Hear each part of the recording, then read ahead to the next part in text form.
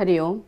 मी विजया वीरा रमेश पालखे भुसावळ उपासना केंद्रामध्ये मी जात असते आणि 2020मध्ये मी श्री रमेश प्रभाकर पालखे यांच्याशी पुनर्विवाह केलेला आहे आणि 2-3 वर्षापासून आमचा संसार व्यवस्थित चालला होता. असं करत करत आमचा काही काळ चांगला गेला.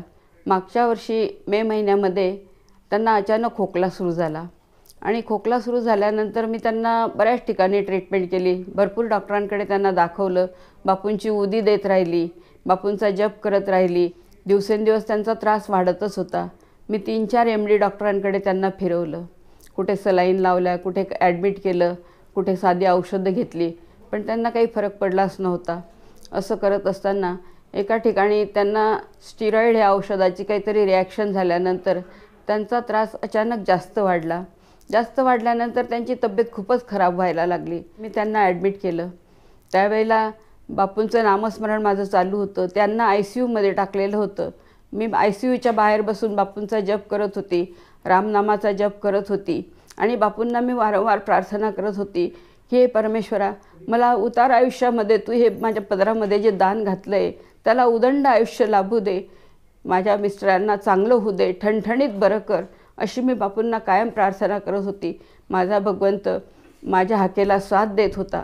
त्याच्यानंतर हळूहळू त्यांच्या प्रकृतीत थोडाफार फरक पडल्यानंतर त्यांना ICUमधून बाहेर काढण्यात आलं. बाहेर काढल्यानंतर त्यांना जनरल वॉर्डमध्ये शिफ्ट केल्यानंतर आषाढी एकादशीचा दिवस होता की तातडीने मी घरी जाऊ आणि बापूंचं दर्शन घेऊ आणि उदी घेऊन येऊ आणि त्यांच्या कपाळाला लावू आणि पाण्यातून थोडी त्यांना उदी पाजू, ही माझी खूप तळमळ होती. पण तिथे माझ्याजवळ कोणी नसल्यामुळे मला त्यांना एकटं सोडणं शक्य होत नव्हतं. अचानक देवाने काय केलं काय माहिती, त्यांना झोप लागली. त्या दिवशी ते शांत झोपले. त्यांना झोप लागल्याबरोबर मी शेजारी बाजूला बेडवर जे पेशंट होते त्यांना विनंती केली की तुम्ही यांच्याकडे फक्त लक्ष द्या, मी थोडा घरी एक चक्कर मारून येते. मी लगेच घरी गेली आणि बापूंच्या फोटोपुढे पाणी ठेवलं, दिवा लावला, अगरबत्ती लावली आणि बापूंना मनोमन प्रार्थना केली की परमेश्वरा, तू माझ्या हाकेला साथ देतोय सद्गुरुराया, माझा माणूस तू घरापर्यंत चालत बोलत नाचत कुदत घेऊन ये, हसत माझ्या माणसाला घरी आण. मी तशीच कागदाच्या पुडीमध्ये बापूंची उदी बांधली आणि लगेच रिक्षा करून दवाखान्यात गेली. गेल्या मी तिथे त्यांच्याकडे पाहिलं. ते झोपलेले होते. तशीच उदी मी त्यांच्या कपाळाला लावली आणि मनोमन बापूंचं फोटो समोर आणला, बापूंचे चरण समोर आणले डोळ्यासमोर आणि बापूंना नमस्कार केला. म्हटलं परमेश्वरा, सगळी काळजी तुला आहे, सगळा भार तुझ्यावर आहे सद्गुरू, हे संकट निवारण करणारा तू आहे, माझ्या पाठीशी कोणी नाही, आमच्याजवळ कोणी नाही, मी एकटी आहे इथे, धावपळ करणारा माझ्याजवळ कोणी नाही. माझ्या देवाने ती साथ ऐकली. लगेच त्यांचे डोळे हलले, त्यांनी डोळे उघडले. जसे त्यांनी डोळे उघडले त्यांना म्हटलं का तुम्ही पाणी घेता का, दे म्हणे मला थोडंसं पाणी.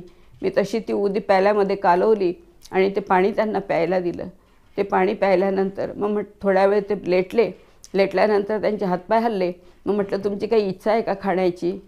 हो म्हणे, काही चहा कॉफी असेल. मग त्यांनी त्या दिवशी कॉफी घेतली, 2 बिस्किटं खाल्ले.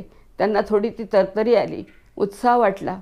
मी बापूंचं स्मरण केलं आणि बापूंना म्हटलं बापू, तर तुमच्या आशीर्वादाने ते चांगले होतील आणि घरापर्यंत आनंदात जातील, माझा पूर्णपणे विश्वास आहे. माझा परमेश्वर माझ्या पाठीशीच होता.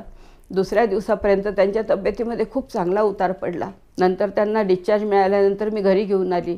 घरी घेऊन आल्यानंतर मी सतत बापूंचं नामस्मरण आणि बापूंचा जप करत राहिली. मग 2-3 दिवस चांगले सुखात गेले, आनंदात गेले आणि पुन्हा त्यांना अचानक त्यांची तब्येत इतकी खराब झाली की ते दवाखान्यापर्यंत काय दरवाजापर्यंत जाणंही त्यांचे शक्य नव्हतं. त्यांना इतके ती तब्येत खराब होऊन गेली आणि आमच्याजवळ कुणीही नव्हतं, फक्त माझे बापू माझ्याजवळ होते. बाजूला एक फिजिशियन डॉक्टर होते, त्यांना बोलवलं. मी माझ्या मिस्टरांना चेक केलं. ते म्हटले सिस्टर, यांचं BP बिलकुल एक लागत नाही आहे, खालचं BP फक्त यांचं 60 आहे म्हणे, यांची शक्यता खूप कमी आहे. तुम्ही असं करा म्हणे, रात्री यांना खाली उतरवून घ्या आणि तुमचे कोणी नातेवाईक असतील त्यांना बोलवून घ्या, तुमच्याजवळ कोणाला तरी बोलवा. लगेच मी माझ्या परमेश्वराचा दावा केला, देवा मी तुझ्याशिवाय कोणाला बोलवू, माझ्याजवळ कोण येणार आहे तुझ्याशिवाय मदतीला, तूच पाहिजे मला दुसरं कोणी नको आहे.